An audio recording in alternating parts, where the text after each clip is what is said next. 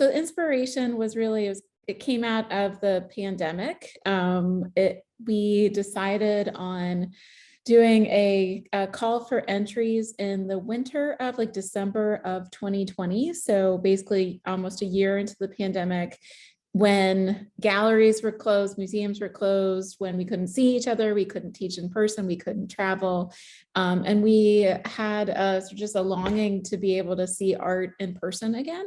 So we thought we would start with a call for entries, and that call for entries around the idea of landscapes that were far away. So the idea of scatter terrain was about kind of collecting fragments of places where people were or how other people were responding to the places where they were quarantining and, and sheltering in place. And I'll turn it over to you to talk about what scatter terrain even means as a term. As Shannon said, landscape seems to be a part of it. I'm an old school role play gamer and war gamer. I don't know if you're familiar with what those are, but typically these days it's Dungeons and Dragons, but it used to be a broader kind of representation. Anyways, within that community, this idea of scatter terrain, which are little bits of terrain you would put onto a tabletop in order to you don't do the whole tabletop, although some people do massive kind of dioramas, but just these tiny little kind of fragments that represent larger landscapes. In every kind of iteration, it's nice to sort of see how the works kind of relate to each other differently on the walls. If there's one, video piece next to a print, it starts to kind of speak to each other a little bit differently. But that's really the kind of the sort of nuts and bolts, is like working from this larger pool of applicants and then bringing it together. And some of those themes were, again, very COVID specific. A lot of the artists were making works again about just sort of being in the home. So they were like 3D scanning, right, the corners of their home, or they were, literally painting like the sinks or the dishes that were, that were again the corners of their home. And then others were thinking about again a different kind of like escapism or a different kind of fantasy. I think Dan Rule's video piece became a bit of it certainly is the image that's been grabbed the most in terms of promoting the show, and it is on the cover of the catalog. It's a digital, or it's an animated. How long is it? About 10 minutes. 10 minutes. 10-minute animated scroll that goes through a kind of quiet landscape, a serene mountain scene where the mountains are reflected in the lake.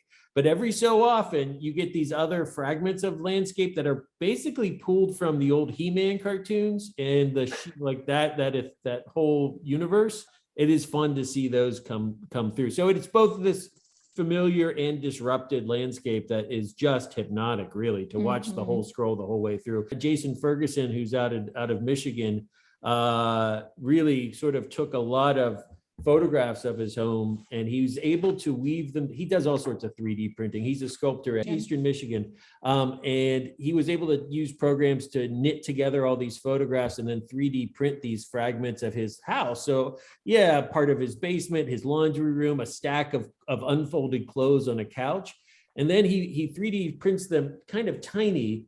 But he's also done and pulled out sections and printed life-size like abstractions from like a pile of clothes. I mean, it's really fascinating how inventive all these folks got, and were able to apply their creativity and their technical skill and just an energy that I don't know all of us had. I'm impressed with that. Yeah. You got some others you want to? Yeah. So in terms of mapping and 3D printing, a kind of a nice counterpart to Jason Ferguson's work is Stephanie Bird's texture map, where she also was using sort of hyper documenting the corners of her home. And that was really interesting. And the idea of mapping was also kind of central to Sarah Nance's work. Which is this, again, I think at one of the more conceptually complicated works in the show called Points of Rupture. But she's sort of tracking the seismic activity that was recorded on for like the moon, like a kind of like lunar landscape in 1971, and translated it to a knitting pattern. So like when you like knit, and so again, it's a sort of like layered activity of like sitting at home and knitting, but also transporting yourself to, again, this kind of like lunar landscape, and thinking about how that data that's collected from like seismic activity can be translated to something two-dimensional. And then I also love, what else do I love? We love all of it. All of it. But Ryan Sarah Murray's work is really interesting because she collects fragments of things like paper, basically trash from around New York City, and constructs these wall-mounted sculptures that look like architectural fragments.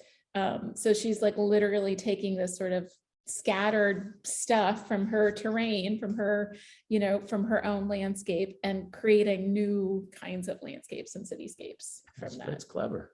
So, yeah.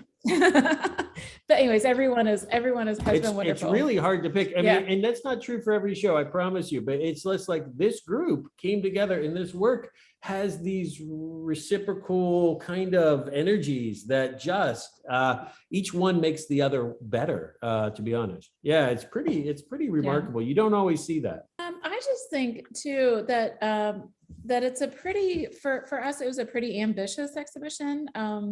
Like I said, we have our jobs at our institutions, and this curatorial project that we're doing together is on top of those other jobs. And so it's pretty ambitious, I think, for us to work with 25 artists. Like that's actually a lot, a lot of artists and a lot of work. And to be able to see that kind of those connections between them. And then, like I said, Penn State has been so welcoming and so engaging with the exhibition that I think we just want to express our gratitude. Absolutely. To the school.